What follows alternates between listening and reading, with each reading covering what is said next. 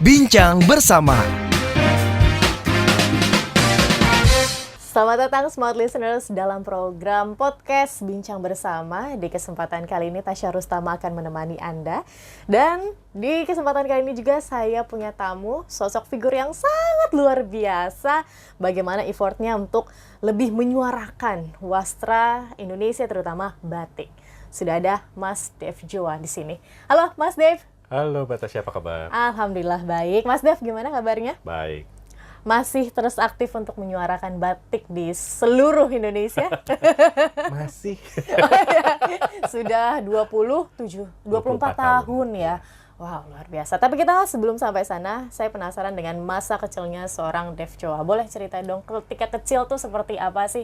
Orang tua seperti apa? Keluarga tuh membesarkan seorang Mas Dev seperti apa? Silakan. Ya, kalau bicara masa kecil ya, yang udah pasti nakal.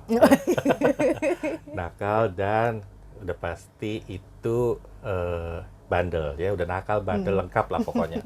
Jadi yang namanya papi mami itu udah sering melotot ya. Terus udah gitu kadang-kadang suka udah angkat tangan, mau berhenti nggak gitu. Makanya seperti itulah ceritanya. Sangat aktif begitu. Nah, aktifnya saya itu sebenarnya di gambar begitu. Jadi kita dulu itu rumah kecil ya, nggak besar. Nah, itu ada satu tembok yang agak panjang seperti lorong begitu. Itu selalu nggak pernah bersih temboknya. Jadi selalu penuh dengan coret-coret segala macam ya. Jadi hari ini ntar gambar rumah, gambar apa, dan akhirnya itu penuh satu tembok itu, dan itu yang bikin papi saya marah gitu. Karena gini, baru juga dicat dan udah dicoret lagi, seperti itulah dulu kecil itu. Dan saya tuh adventurous gitu, jadi demen keliling jalan ya, maksudnya ke gang belakang, karena rumah kita itu sebenarnya dulu tuh nggak besar ya, kecil dan agak seperti gang satu mobil seperti itu. Nah, di belakang-belakang itu ada gang-gang lagi gitu. Nah, saya tuh demen sekali tuh petualang gitu. Dan juga kebetulan nenek saya itu tinggal di Bogor gitu. Jadi kalau misalnya kita libur sekolah itu, saya pasti tuh ke Bogor gitu. Jadi bantu nenek kebetulan jualan kelontong gitu. Nah, itu masa kecil saya itu penuh dengan adventure ya. Terus udah gitu saya demen melukis. Terus udah gitu saya tuh demen berpetualang. Seperti itulah pokoknya. Nah, buku gambar itu nggak cukup buat saya. Oke. Nah, karena mami saya tuh bilang gini, udah dikasih buku gambar, udah dikasih spidol, pensil warna ya, masih aja ngecat itu nyoret-coret tembok gitu. Ya nggak cukup, buku gambar cuma segini. Habis juga nggak langsung dibeliin kan saat itu. Jadi kalau ini udah habis, ya larinya kemana? Ke tembok. Jadi itu papi itu udah nggak tahu berapa kali dia sering melabur itu ya, melabur tembok. Terus udah gitu, yang saya masih ingat sampai sekarang itu kertas krep, kertas warna-warni itu. Itu selalu saya gunting-gunting, tempel sini, tempel sono, segala macam. Pokoknya tiap hari itu kayak orang pesta. Kadang tuh papi tuh sampai ngamuk ya, diambil semua, ditarik lagi, ya besok berdiri lagi, tempel lagi gitu. Jadi itu mungkin kalau saya kilas balik ya, itu mungkin kreativitas dari anak tersebut sih sebenarnya, yang mungkin kalau orang tua dulu tuh tidak melihat ya bahwa sebenarnya anaknya kreatif loh, ada gitu. potensi, Iya gitu kan? Kan maksudnya kalau orang tua sekarang yang modern tuh, mereka bisa melihat nih anak-anaknya punya potensi gitu. Jadi misalnya ketika dia lagi ngapain gini gitu segala macam, kayaknya nih anak gue nih ada potensi begini ya. Kalau orang dulu kan enggak judulnya. Pokoknya bengal banget sih dia anak, itu nakal banget sih dia anak. Judulnya begitu deh ya. Jadi itu masa kecil saya yang saya nggak pernah lupa begitu sampai sekarang. Berapa bersaudara Mas Dev? Saya anak pertama dan ada 2 adik saya ke bawah begitu. Jadi kami bertiga. Bertiga. Orang tua bekerja. Kan lekat sekali dengan batik ya sejak kecil. Enggak juga, cuma sedari saya ingat ya. Jadi saya tuh kalau melihat ibunya nenek itu selalu pakai batik gitu. Jadi di keluarga kami ternyata setelah saya dewasa, setelah melihat banyak foto-foto dari masa lalu begitu, ternyata di keluarga kami memang di keluarga peranakan Tionghoa itu kita memakai kebaya dan kain gitu. Jadi bukan yang congsam dan celana gitu. Jadi kami udah sekian turunan memang memakai kebaya dan batik. Jadi kalau di Singapura itu sebutnya baba bibi. Nah, kalau di Indonesia kita sebutnya peranakan begitu. Nah, jadi kami memakai kebaya dan batik buat saya itu hal yang lumrah begitu. Karena selalu kita sebutnya makco ya. Makco selalu pakai itu, pakai apa? Pakai kain batik. Jadi saya dulu ingat kecil beliau tuh ya selalu pakai kain yang memang kain yang 2,5 meter itu lilit, pakai kebaya dengan peniti 3 gitu. Masih pakai kemben ya. Ya seperti itu. Jadi itu yang melekat di saya gitu, nggak bisa lupa. Jadi saya paham banget bahwa keluarga kami sudah pakai batik sebenarnya udah lama begitu, secara dari generasi yang sebelum-belumnya ya begitu. Jadi kalau papi itu kalau cerita, saya itu generasi ke-6 dari keluarga papi.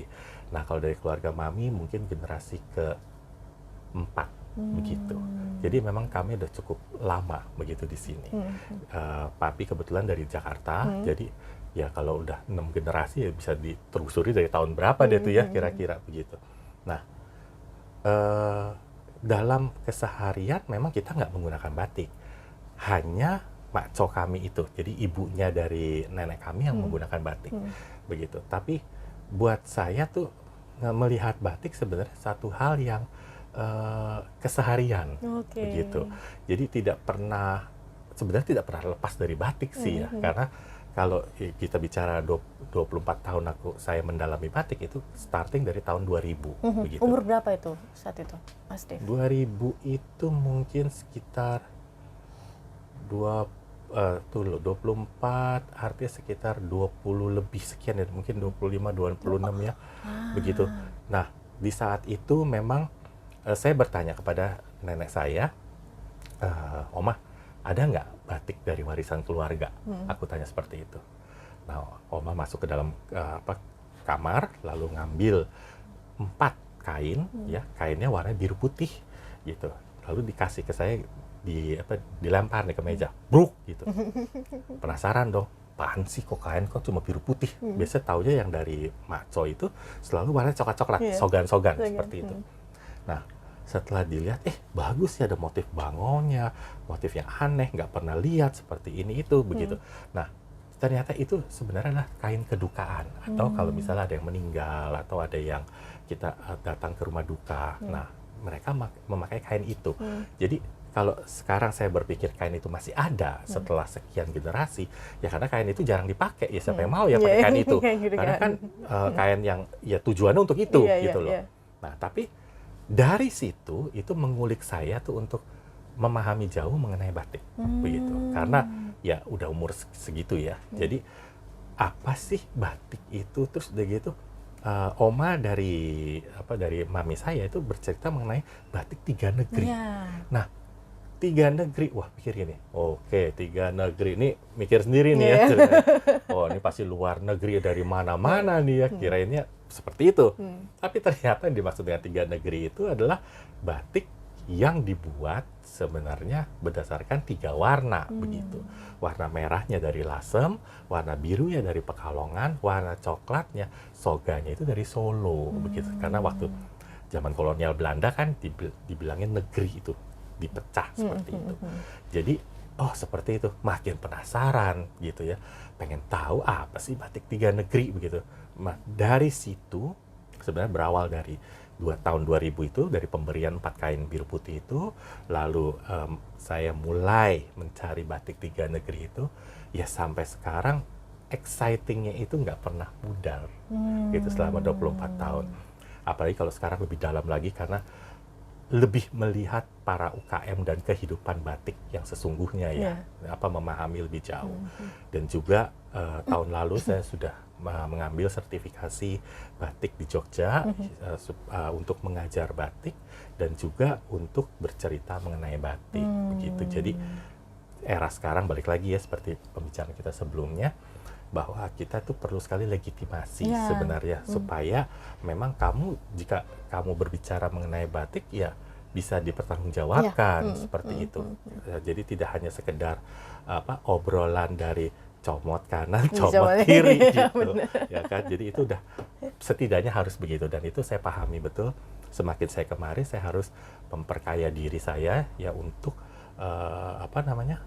satu hal atau apapun yang berhubungan dengan legitimasi dari batik, begitu salah satu unsurnya. Dan saya juga mendalami bagaimana belajar membatik, begitu juga.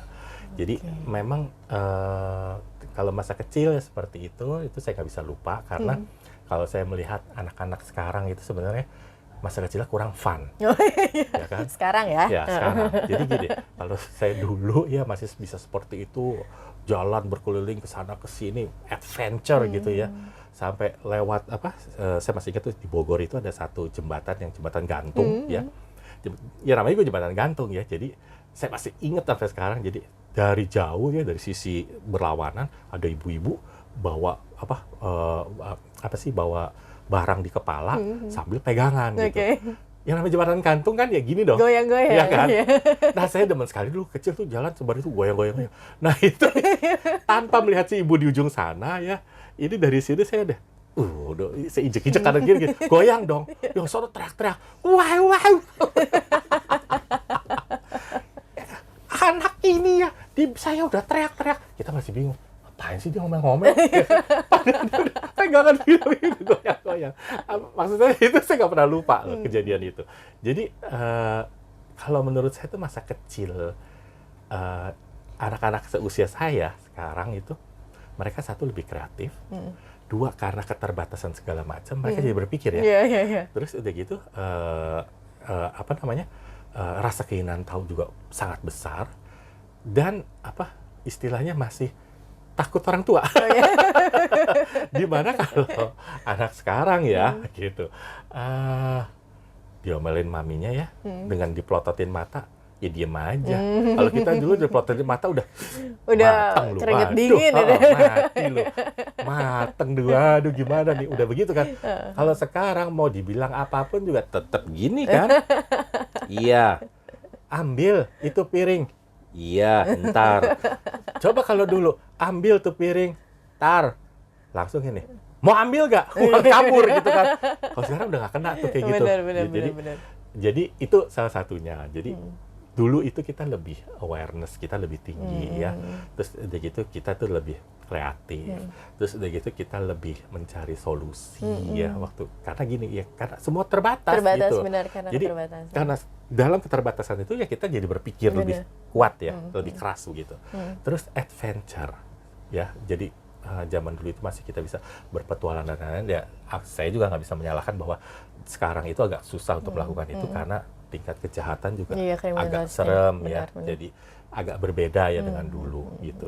Nah, tapi setidaknya kalau yang saya lihat tuh sekarang terlalu terbuai oleh gadget. Oke, jadi instan semuanya ya udahlah, udah dapat semuanya udah. Jadi nggak ada effort lagi untuk melakukan usaha begitu ya, tidak lagi berpikir kreatif. Berarti hal-hal itulah yang membentuk seorang Dev Chua seperti sekarang ini. Betul sekali. Ketika di umur 25 tahun saya tertarik begitu. Di mana orang-orang mungkin kalau di seumuran saya begitu ya, di 25 tahun saya dulu begitu, pasti pikirnya kayak saya mau kerja apa ya, mau berkarir di mana, profesi apa yang saya ingin geluti seperti itu kan. Tapi lucu begitu kan. Mas Dev 25-26 tahun itu malah lebih curious terhadap batik. Ketika memulainya, apa yang pertama kali dilakukan? Memulai mencintai batik. Mencintai batik. Jadi seperti tadi saya katakan, memang pertama ketika mendapatkan 4 kain itu ya. Nah, selanjutnya mendengar cerita mengenai kain 3 negeri itu. Tapi itu pun juga tidak serta-merta langsung terjun di batik ya. Jadi masih sambil lalu, masih bimbang dan ragu untuk memahami batik lebih jauh. Tapi begitu ketemu dengan si kain 3 negeri itu, nah itu mulai entah bagaimana timbul satu rasa penasaran bahwa ini ada yang unik loh, begitu. Nah, uniknya apa? Ya, detailnya seperti ini, warnanya seperti ini. Dan itu hanya baru satu kain pertama. Jadi belum sampai banyak istilahnya. Nah, itu baru di awal-awal sekali. Jadi saya masih ingat itu kain itu saya dapatkan kalau nggak salah di Jogja, begitu. Nah, begitu tahu kain 3 negeri itu langsung tuh, oke, aku mau cari data. Ada nggak kain 3 negeri ini? Karena mau tahu ceritanya, begitu. Ternyata nggak ada. Dan susah begitu ya. Setelah sekian tahun, baru itu bisa mendapatkan data-data tersebut, begitu. Karena balik lagi, waduh, ini nggak gampang ini yang namanya kita mau tahu sesuatu. Nah, dari situ karena yaitu keinginan tahuan saya itu, nah itu jadi merembet ke batik-batik lain, begitu. Jadi nyambi nih istilahnya gitu. Nah, tapi sebelumnya juga di usia tersebut saya juga kerja, begitu. Jadi sebenarnya batik itu sebagai hobi, gitu. Jadi karena memang saya suka kain-kain Indonesia, gitu ya, songket dan batik seperti itu. Jadi sambil kerja ya full time waktu itu. Nah, di waktu senggang, misalnya Sabtu Minggu, ya mulai mengulik batik, begitu. Nah, saya kerja kira-kira 5-6 tahun, begitu. Nah, setelah itu beralih lagi ya dengan pekerjaan lain, dan terus ya masih berjalan terus seperti itu. Nah, tapi batik tuh nggak pernah tinggal. Nggak pernah tinggal. Tetap ada di lubuk hati begitu selalu. ya. Ada kesempatan ya bisa ke Jawa atau ke kota batik ya datang nyambangin lihat apa. Nah, pada waktu itu masih di taraf itu sebenarnya. Tapi cinta itu udah ada gitu. Sedari yang namanya Oma kasih 4 kain itu. Nah, makin terasah, makin mendalam melihat batik ini makin terkilik lagi gini. Apa yang lu bisa buat dari batik ini gitu. Oke. Jadi pengusaha batik udah pasti enggak, ya kan? Oke, gini deh. Desain batik deh bisa jadi apa? Seperti itu. Nah, makanya waktu itu saya tuh bergabung, ini setelah di tahun yang lebih baru ya, saya bergabung itu dengan Jalinan, yaitu kami membuat satu produk untuk anak-anak muda menggunakan wastra-wastra Indonesia yang digabungkan dengan desain sedemikian rupa menjadi satu desain yang memang bisa dipakai oleh anak muda, seperti itu. Nah, tapi sebelum-belumnya itu memang lebih beli batik disimpan, beli batik jadi buat koleksi dipakai, atau beli batik untuk bahan bicara di komunitas, seperti itu. Nah, setelah dari Jalinan itu ya kita membuat satu desain seperti pemanfaatan dari limbah limbah batik, maksudnya dari kain-kain batik yang tercecer ya, kita bikin satu desain. Kita juga bikin dari kain-kain yang menurut kita bagus nih untuk anak muda, dengan pilihan warna anak muda gitu, dengan gaya-gaya monokrom dan lain sebagainya. Itu kita lanjut lagi ke arah yang lebih ke pendidikan, begitu. Jadi memang 24 tahun ini adalah satu fase yang progresif ya istilahnya, maksudnya bertahap dari sesuatu yang hanya sekedar mencintai, tapi sekarang menceburkan diri gitu, di sana. Yang notabene itu hal yang tidak mudah sebenarnya gitu ya. Nah, makin kemari makin concernnya gini, bukan apa yang bisa saya lakukan lagi, tapi bagaimana mereka bertahan begitu. Karena memang kelangsungan dari batik ini tergantung dari kita semua, begitu Mbak. Jadi itulah perjalanan saya kalau dari kecil ya sampai sekarang. Nah, tapi memang yang bisa saya ambil benang merahnya adalah kreativitas. Begitu. Ketika kecil mungkin bisa flashback lagi nih kita ya. Apa cita-cita dari seorang Dev Chua kecil? Jadi pelukis kah? Enggak. Atau jadi arsitek kah? Atau jadi fashion designer? Atau Itu jawaban yang benar yang nomor 2, arsitek. Karena saya gambar. Jadi pikirnya gitu, mau jadi apa? Itu yang bikin rumah gitu kan, selalu begitu. Karena apa? Gambar itu. Nyatanya udah gede ya juga nggak bikin rumah juga. Bikin batik tapi ya. Batik justru. Jadi waktu kecil itu ya karena tadi demen gambar, terus itu demen art craft ya. Jadi saya berpikir wah mau jadi arsitek, karena kan gambar ya. Ternyata kan nggak semudah itu ya jadi arsitek ya. Harus apa sih kalau dulu itu kelas ada A1, A2, A3 gitu. Jadi A1 itu yang fisika, kimia, terus biologi, lalu sosbud, sosial budaya. A3 saya. Nah, larinya malah jadinya setelah kuliah, setelah lulus SMA itu ke accounting, begitu. Jadi kalau dilihat perjalanannya tuh memang ya itu sangat bergejolak begitu. Iya. Dinamis, betul. Jadi nggak monoton Iya. gitu. Nah, ya itu mungkin sesuai dengan karakter saya gitu. Jadi saya nggak bisa tuh namanya kerja ya duduk di belakang meja. Jadi accounting itu juga ya udah sekedar sekolah gitu. Nyata tetap saya terjun di marketing gitu. Nah, jadi ibaratnya kalau kita invest semangka, buahnya pepaya nih, nggak jadi semangkanya. Nah, makanya saya suka bilang sama papi saya, iya dulu kan gue maunya sekolah ini, katanya mesti sekolah itu, ya udah gue sekolah itu, akhirnya gue ke situ lagi kan. Nah, jadi hal yang tadinya tuh saya tuh mau sekolah itu lebih ke seni sebenarnya setelah lulus SMA itu. Nah, kebetulan memang saya dapat peluang untuk sekolah di Amerika waktu itu. Jadi mengambil kelasnya itu memang ya bisnis begitu di sana. Karena balik lagi seperti pembicaraan kita sebelumnya, apakah seni bisa menghasilkan uang gitu ya kan? Nah, ternyata ya benar bisa begitu. Tapi dengan tujuan yang tepat begitu kan, dengan visi misi yang tepat begitu. Nah, tapi kan di era itu nggak bisa, namanya kita dibiayai orang tua ya pada saat itu. Padahal itu juga dibiayai juga yang pokok aja gitu. Selebihnya tetap aja kita nyambi juga di sono ya kan. Sendiri ya. Betul. Jadi tapi itu menambah, ya balik lagi ya. Kita di zaman itu kan memang bukan yang mudah, maksudnya bisa waduh, duit habis nih, tinggal dikirim ya ke sana. Tapi enggak, saya juga kerja di library. Terus saya juga bikin tiap weekend itu saya tuh bikin paket-paket catering gitu. Jadi ntar masak ini, ntar masak itu. Syukur-syukur ternyata banyak yang suka begitu. Nah, jadi itu tadi kreativitas begitu. Karena gini, karena tidak punya gitu ya. Jadi dari tidak punya, maka berpikir apa yang bisa gue bikin ya maksudnya. Pokoknya sesuatu yang halal lah gitu ya, bukan yang aneh-aneh gitu. Oke, gini deh. Itu pun juga pertama kali kita berjualan juga gini. Rasanya mau ngomong misalnya ke Tasya gitu. Sia, gue bikin sayur asam nih, mau nggak gitu. Itu berat banget gitu loh kayaknya. Aduh, pokoknya berat banget deh. Pokoknya aku masih ingat deh itu ngomong pertama kali tuh mau ngomong itu, aduh gimana ya gitu. Tapi ternyata begitu 1, 2, 3, lalu semua semua mention ternyata enak gitu seperti itu. Itu membuat kita ya semakin terdorong gitu untuk melakukan hal yang lebih. Nah, demikian juga dengan bisnis sekarang. Kalau misalnya kita nggak ada respon dari pasar, baik atau benarnya kita nggak tahu gitu loh.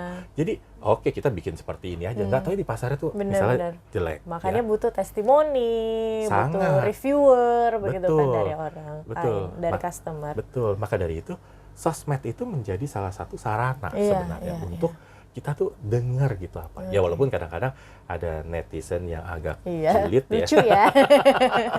Ya itu udah deh, dilewatkan aja deh gitu. Selama 24 tahun perjalanan batik begitu ya, Mas Dev.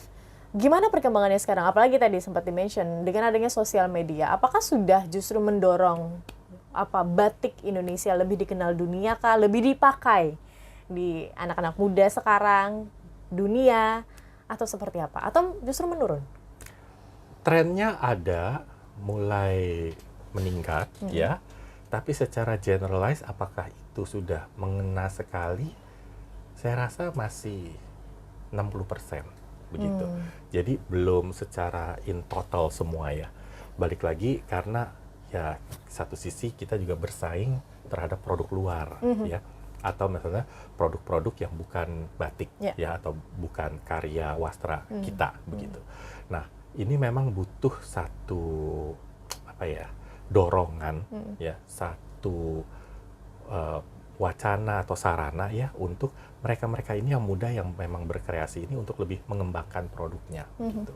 Nah, itu memang dibutuhkan waktu. Cuma kalau aku melihat tren sekarang sih mereka dengan kain-kain Indonesia sudah memulai, tapi itu mungkin proporsinya masih kecil, Mbak. Ya, sekitar mungkin 50-60% ya, belum maksimal. Sebenarnya bisa lebih dimaksimalkan lagi, cuma ya mungkin butuh waktu. Tapi yang terpenting adalah kalau mereka sudah mencoba, itu sudah satu cara bahwa batik ini masih akan bertahan, begitu. Karena bagaimana kita bisa berkoar-koar yang menyuarakan, ayo ini harus dipertahankan, ayo ini harus dilestarikan, seperti itu. Tapi pemakaiannya kurang, ya.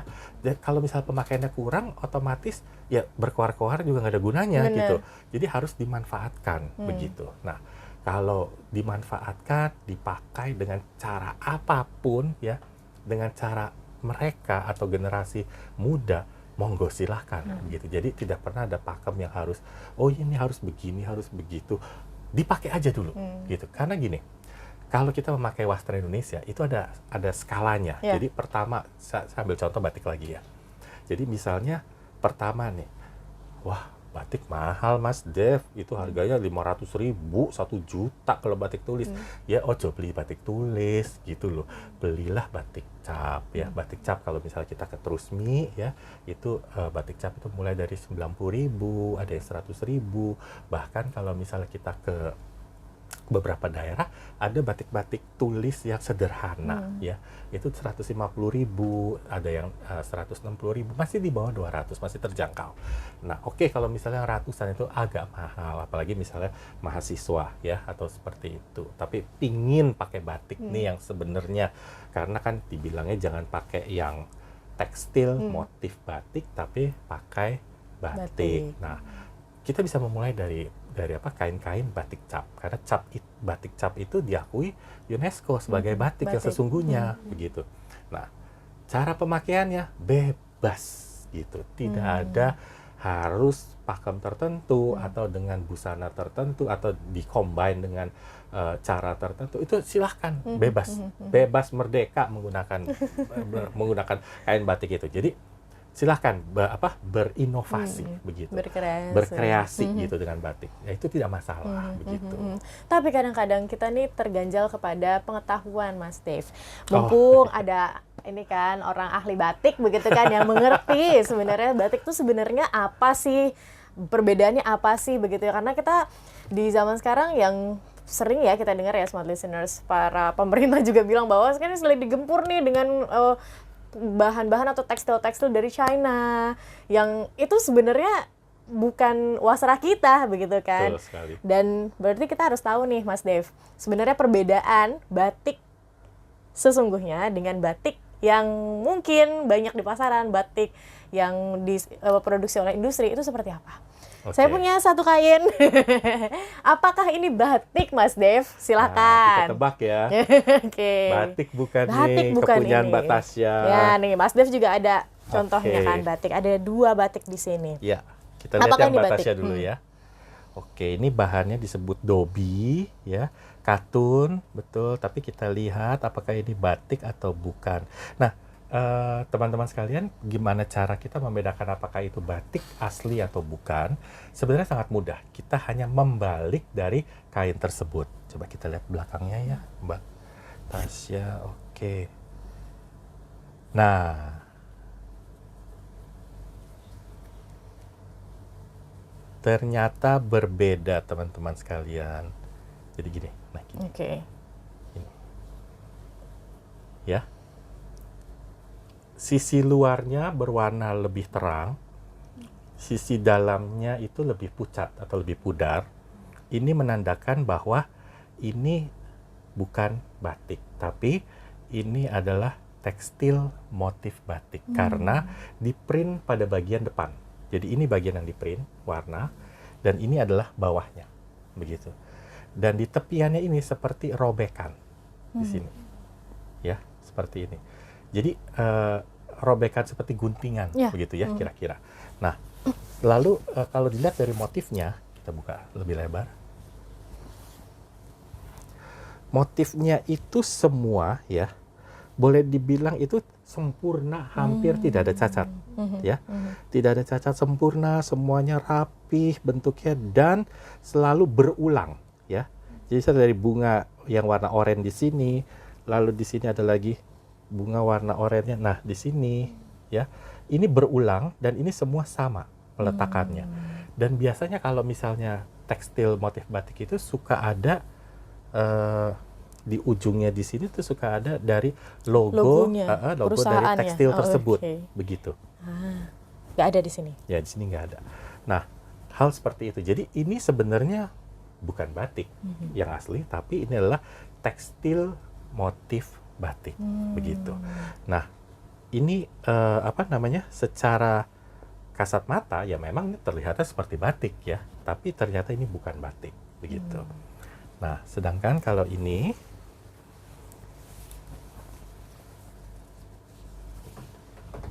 kita bisa buka. Oh, sorry. Ada sebelah sini. Ya.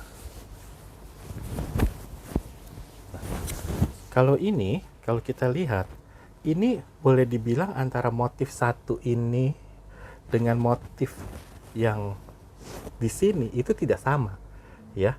Ke satu ini seperti kemarin, ya. Motifnya itu tidak sama, ya. Terus udah gitu pasti ada seperti kayak retak malamnya di sini, ya, tidak rapih begitu. Karena ini pengerjaan tangan, begitu. Lalu juga kadang-kadang juga suka ada ketetelan malam begitu, malamnya jatuh gitu ya, tidak pada tempat yang semestinya. Jadi seperti itu. Nah, seperti itu istilahnya bleber gitu ya. Iya. Karena memang dicanting begitu. Nah, jadi itu tidak sama. Dan juga di belakangnya itu istilahnya kalau saya bilang cetoya itu sama begitu. Jadi dia nembus bolak-balik. Tapi jangan salah, tekstil motif batik pun juga sekarang karena ingin menyerupai batik yang sesungguhnya, kadang itu diwarna juga bolak-balik gitu, atau di print bolak-balik sehingga warnanya itu seperti batik tulis pada umumnya begitu. Tapi memang kalau dalam memilih batik itu kita harus lebih meluangkan ekstra waktu untuk menilai apakah itu batik atau tidak, seperti itu. Ya. Baik. Jadi memang dibutuhkan waktu ya untuk kita itu mengerti batik begitu, supaya nggak ketipu gitu kan. Maksudnya kalau ketipu kan sayang ya, maksudnya teman-teman kalau misalnya mau beli batik yang asli ternyata dikasihnya yang tekstil kan, iya. Sebel juga ya. Bener. Oke deh, Mas Dev, waktu kita singkat tapi mungkin bisa ditutup dengan mungkin harapan atau cita-cita seorang Dev Choa ke depannya seperti apa? Ya, pada teman-teman sekalian, sebenarnya batik itu luar biasa indah. Karya-karya wastra kita itu luar biasa disukai oleh seluruh teman-teman dari bangsa manapun, dan juga sangat indah. Nah, jadi bagaimana kita melestarikan mereka, yaitu dengan cara memakai dari produk-produk wastra Indonesia. Salah satunya adalah batik, karena warisan batik ini sudah menjadi ikon dunia setelah ditetapkan oleh UNESCO. Jadi sudah selayaknya kita bangga akan produk dalam negeri, yaitu berupa kain-kain Indonesia, terutama khususnya batik. Begitu. Baik, terima kasih Mas Dev untuk insight-nya. Ya. Kita bisa mengambil inspirasi dari seorang Dev Choa ya, bagaimana dedikasinya 24 tahun terhadap batik Nusantara. Beliau adalah pendorong. Kita juga harus ada effortnya juga di situ, smart listeners, dengan cara mungkin memakai batik di keseharian kita dan lebih jeli terhadap batik yang kita kenakan dan juga kita beli begitu ya Mas Dev, agar batik yang sesungguhnya, agar ya kita bisa membeli batik benar-benar dari orang yang membuatnya, tidak dari pabrik atau tekstil.